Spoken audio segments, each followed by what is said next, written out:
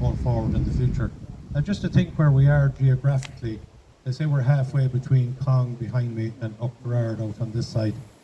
Well, I'd say it might be a small little bit closer to Upgerard, but it's still the most isolated of all the islands on Loch Corrib. And folklore tells us that way back in the 5th century, Ireland was pagan. Scotland was also pagan. England and Wales were Christian almost by default because they were within the Roman Empire. And of course, Constantine made Christianity the official religion of the Roman Empire. So if Christians were ever going to come from Ireland, they were going to come from England or Wales, and that's what they did. And the pagan Druids knew this was coming, and so they kind of had a plan. It wasn't a great plan, but it was a plan that they were going to banish these early Christians to places of isolation. And Father mentioned it there. There were kind of two reasons that churches are in places of isolation. One is that it was the strength of your faith, the harder the work was to build a church. And as far as you had to go, where there was no materials, your faith was even stronger if you did it that way. But another reason was the Christians were banished into the wilderness to keep them away from the pagan communities. And we feel that's how this church happened. Now, of course, 5th century is prehistoric.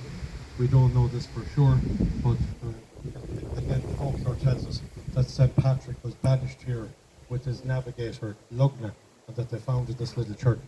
And St. Patrick moved away when the time was right, and the navigator is buried just down here where you have the navigator's stone, that slender stone on the corner. And you'll see that stone has the shape of a boat's rudder, symbolic of him being a navigator. The inscription itself is in the Latin alphabet, which we all use today, but the Latin alphabet only came with Christianity. So we know it's Christian. Before that, when we were pagan, we had the Omic alphabet, and we wrote our words from top to bottom. Here the Latin alphabet has arrived, but they're still writing from top to bottom. And that's one of the ways they reckon this is actually, they believe, the second oldest Christian inscription in Europe.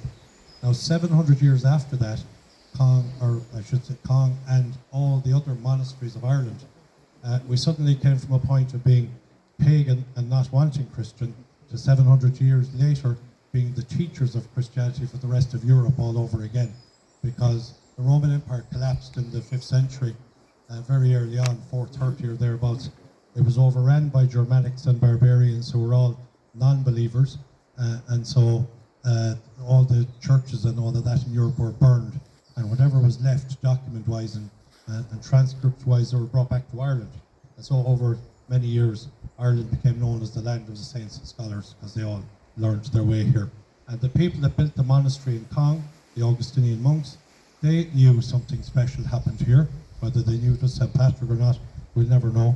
But they came and built this other church down here, which is a 12th century church called the Church of the Saints, built by the monks of Cong.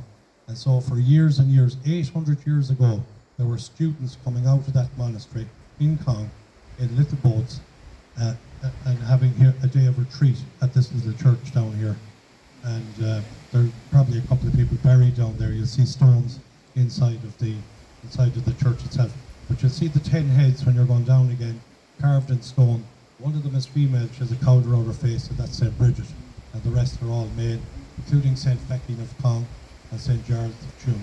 And then to the left of the church, when you're going down, you'll see a big square block of stone, and that's where you have the Archbishop of Tuam, Mergus O'Neill, buried there in 1128.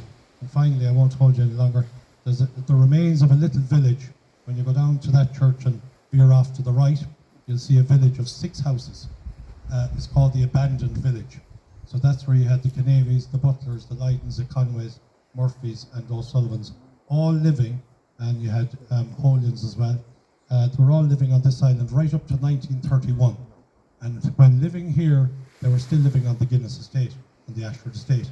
So the Guinnesses, when they'd come from Dublin, they'd come on the train to get from Dublin to Galway, then on the steamboat from Galway up to the castle, they'd call in here to visit their tenants. And I suppose a conversation took place which led the Guinnesses to believe they wanted to move in where life was easier. So they all got resettled in, I suppose, between Cong and Upgerard. The last family to leave the island were the Canaveys, Martin Canavey, and it's great that we have his grandson, Martin, here today. Put up your hand there, Martin. So it was his grandfather, was the last father, we'll say, to live on the island. When they left then, the Guinnesses had a bit of a needed somebody to stop this from becoming overgrown. So they employed a caretaker, Tommy Nevin. He was from between Cong and Cross, and he spent 17 years of his life living out here all on his own. When you go back to the boat, you'll see his little house in on the left. That's Tommy Nevin's house. And I'll finish by saying, quite humorous actually, that talking about football and everything else, Tommy Nevin had a radio in 1938 on this island before anybody in Cong, Clonbur, Cornamona or Mam had one. And that was the year, September, that Galway got into an All-Ireland final against Kerry. Even the Americans laugh at this when I tell them this one. That it ended up being a draw. All the people rowed out here to listen to the radio in Tommy Nevin's house. Ended up being a draw. They had to row back and bring out the rest of the neighbours. And eventually a great Kerry team, or Galway team, overturned the great Kerry team in the All-Ireland final replay of 1938. And it was commentated on by the late and the great Micheál O'Hare. That was his very first All-Ireland final. So this island now is owned by Quilcha, at least outside these walls. And in here then this is the OPW. So thanks very much for listening. That's it. Very good.